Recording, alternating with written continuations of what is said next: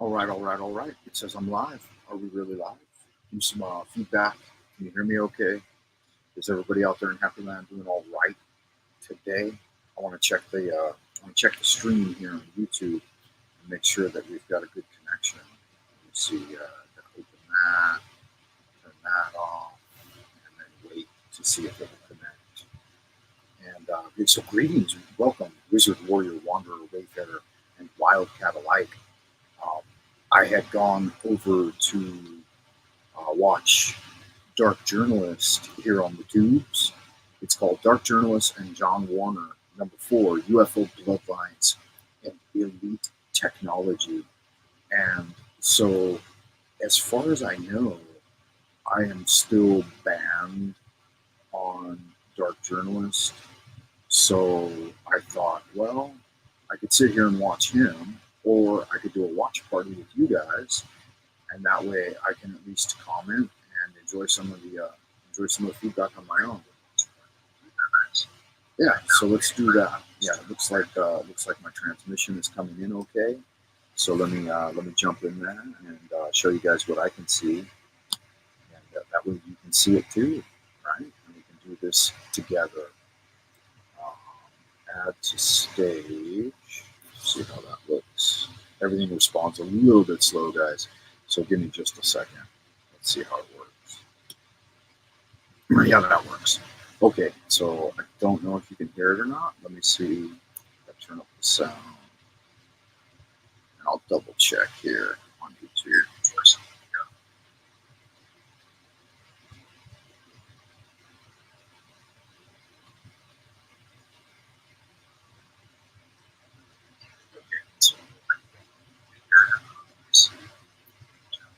Is there any sound?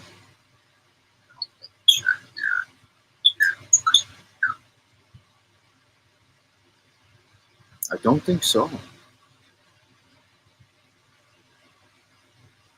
No, there doesn't seem to be any sound coming through. Oh well, kind of a bummer. Not sure. I don't have that entirely figured out yet. Maybe I'll have to disconnect my Bluetooth microphone in order for you guys to be able to hear the sound. But so I jumped in here, and the first thing I did, you can see this. I checked. I messaged. I said, "Am I still banned, blocked, and exiled by YouTube?" Let me see if it even shows my comment anymore. Because I don't know why, but for some reason I've been blocked on Dark Journalist. Maybe I talked too much shit in the past, like guys like this that he has on here right now. They're just such full-on hardcore fucking science fiction liars that it's hard to swallow anything they've got to say.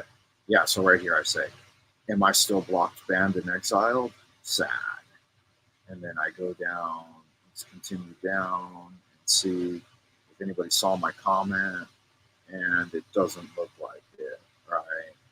So I've tried commenting in his live streams in the past, and it looks like I'm entirely blocked or shadow banned or whatever.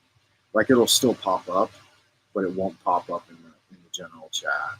So it just makes me lose interest entirely because I subbed his channel. Not only did I sub his channel, I subscribed to Dark Journalists. I subscribed to his website, and I paid like $60 for a year, and there was nothing there. And I made that comment too. I said, like I discontinued my subscription, obviously, but the only thing there were links to like his newsletters, of course, and then like links to his YouTube videos. And I thought if there was even like a bulletin board or a forum or something for people to interact, then it'd be worth the $60 a year, which is it's pretty stout. It's like $6 a month. It's not even a Patreon; it's just his own website. Then I could see some value in it, but there wasn't anything. There was no way to interact. There were no way to leave comments on the videos. There were no way to do anything other than just have like um, the newsletter, and there wasn't a forum. There wasn't a bulletin board. There wasn't anything actionable. And so it seemed kind of like a waste of time to me.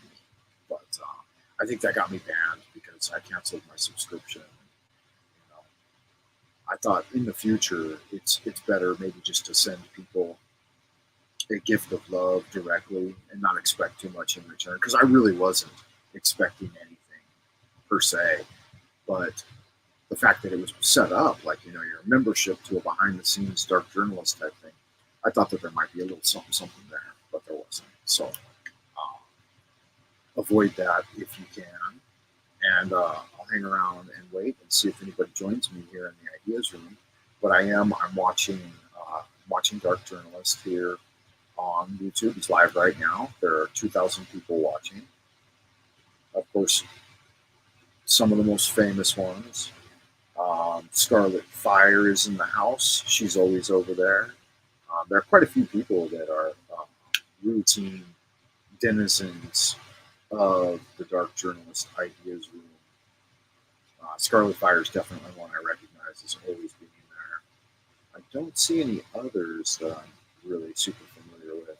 Again, I haven't been watching him for a long time, so I just kind of find the whole sci-fi, fantasy, space brothers stuff a little bit boring now, because there's no real evidence of any of it.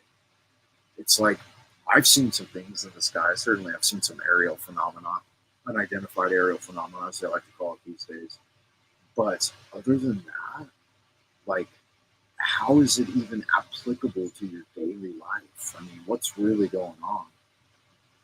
Let me I'll listen in real quick to what they're talking about. So they're talking about like spy planes from the 1950s.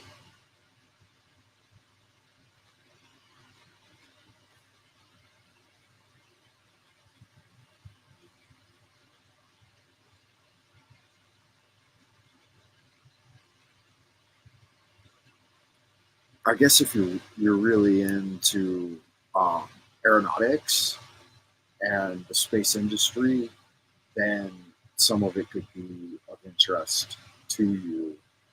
But I don't know. I just don't feel like it really is applicable to the average everyday individual.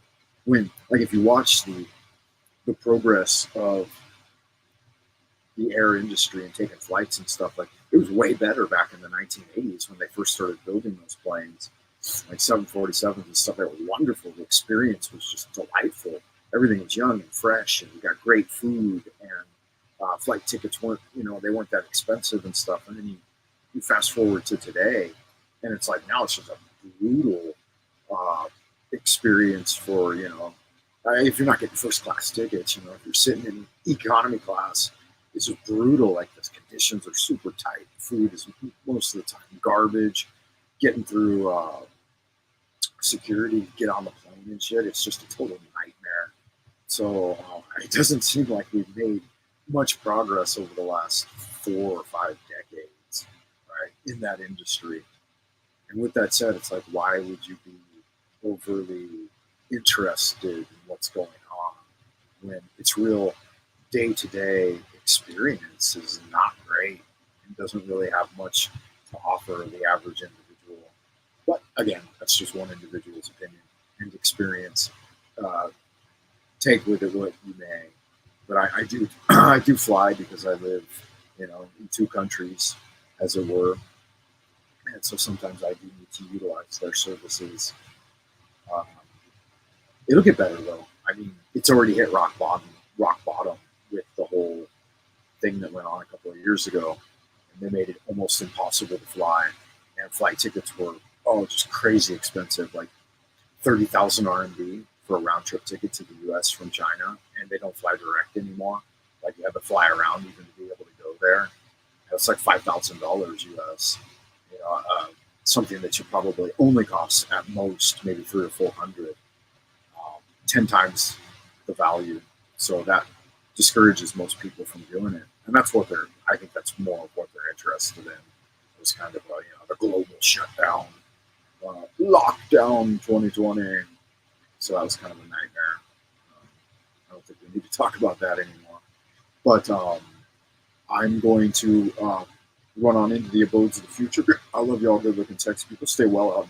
Happy land, please. like and subscribe, all that happy horse shit. Either hit the thumbs up or the thumbs down, whatever floats your boat.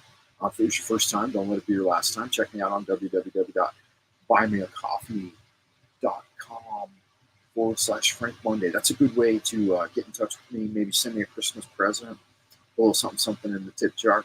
You know I love y'all, good looking, sexy people out in Happy Land. Stay well, and until next time, good magic.